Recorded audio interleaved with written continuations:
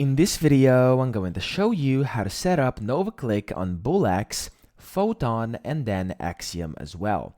So first off, you will need an account on either Axiom, BullX, or Photon, and there are links down below in the description as well as pinned comments, and you can sign up using my link, and if you do, you will get a 10% discount on all trading fees forever on any of these platforms, so make sure you check that out.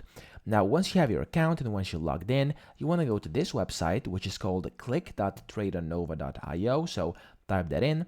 And from here, you want to go download for Chrome, click on this. And on here, click add to Chrome and then add extension. Once that's done, over here in a few seconds, there we go. This will be added to your extensions. And you can just close this down and click connect Telegram on the same website we were on earlier.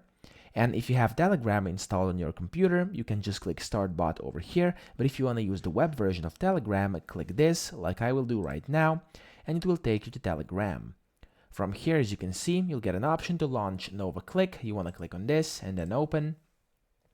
And from here, it will say success. You are now connected to NovaClick. You can click got it, and then you can close these two down because we won't need them anymore.